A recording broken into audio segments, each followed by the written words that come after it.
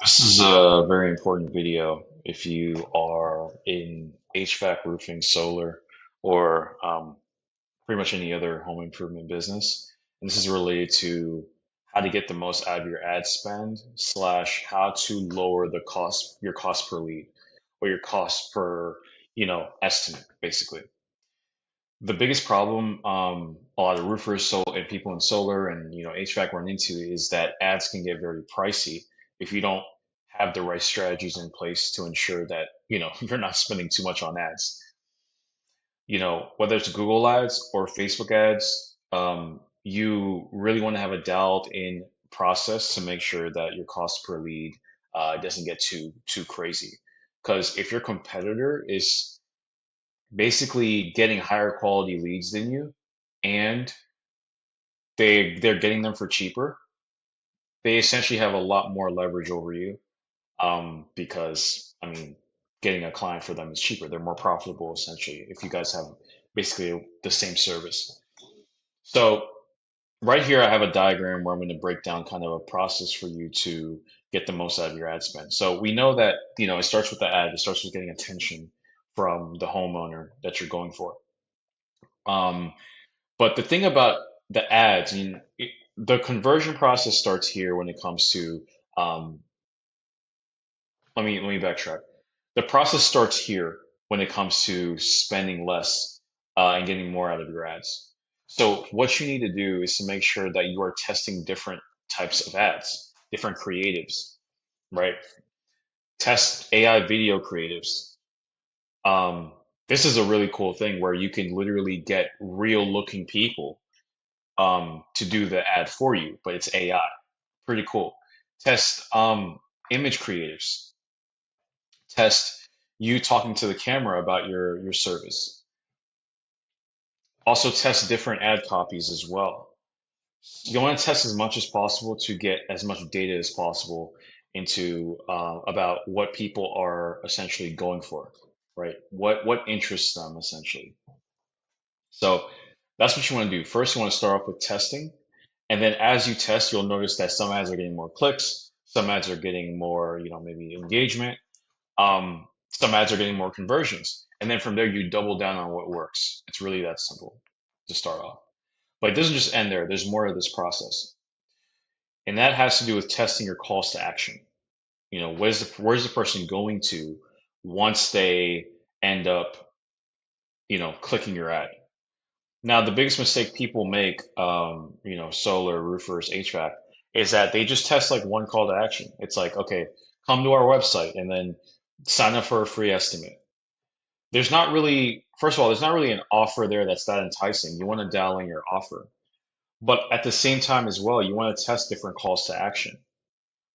So if you're just like, okay, enter your information for a free estimate, that's so boring, you know?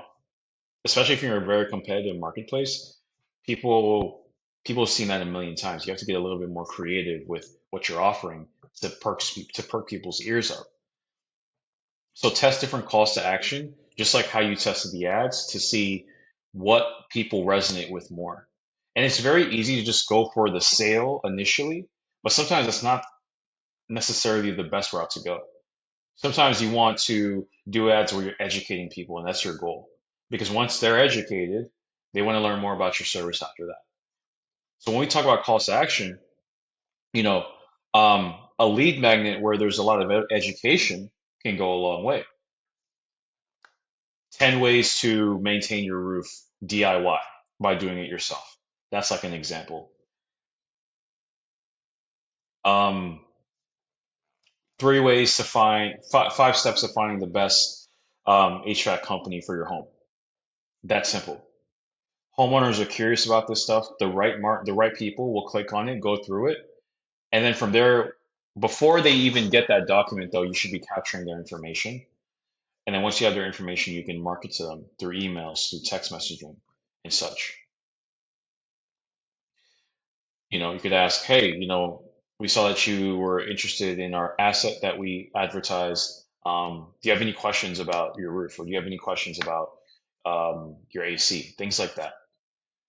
Now, another one, this is a more common one, obvious one. People test their website / landing page. That's pretty cool. Definitely do that.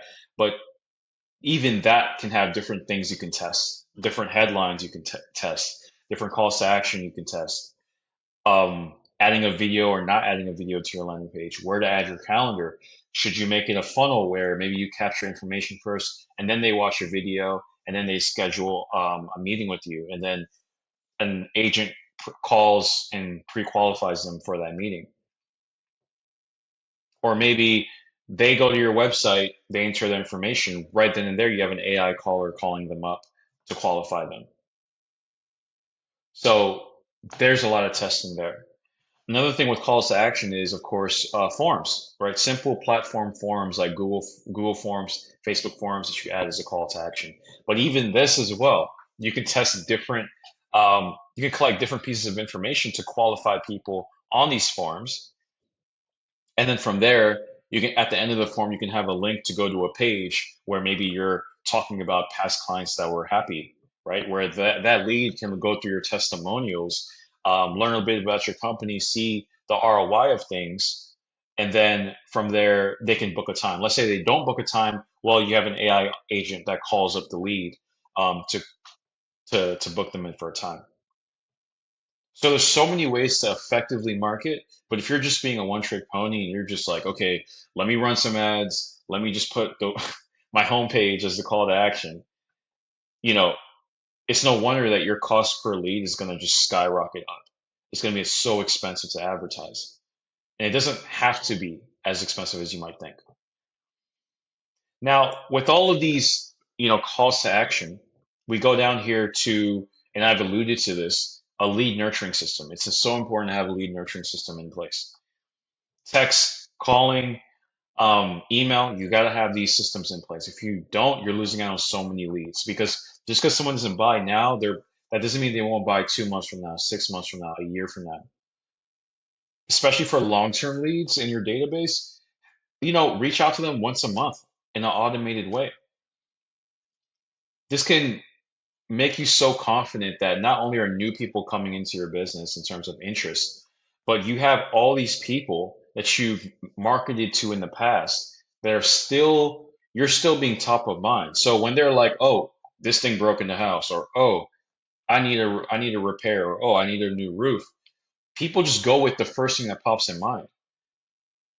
That's why I say when a new lead comes into your system, make sure you're following up immediately with an AI caller. Because if you do that, you're the first one that contacted them. You're the first one they got information from. And then let's say they shop around, they talk to three other companies in a span of 2 weeks or a week per se. Well, if you've already made about three touch points with them, these other companies only made one, they're going to go with you. So having systems to nurture leads is so, so crucial. Most of your competitors don't have this. There's a high chance you don't. If you need help with this, definitely um, reach out to me. You could email me, jeremy@dioufmedia.com, or you could message me on Facebook, or you could leave a comment below if you're watching this on YouTube. But this system is so simple, um, yet so effective. So effective. And there's a high chance that there may be some technical barriers as to why you haven't implemented something like this. If there has been, then literally just talk to an expert, talk to a professional, talk to someone that has been doing this for years. You doesn't have to be me. It can be me because that can help, but this really needs to be implemented because it just makes your ads so much less expensive, and you just get so much more out of things. And of course, with new leads and new customers, you have to have systems to be able to, you know, make that efficient in terms of serving them. Because the last thing you want is all this new business coming your way, but the service takes a hit because of that. And that can be something I can help you with too. Um, our team has a lot of protocols in place for things like that. Hope you enjoyed this video. Watch out for my next one.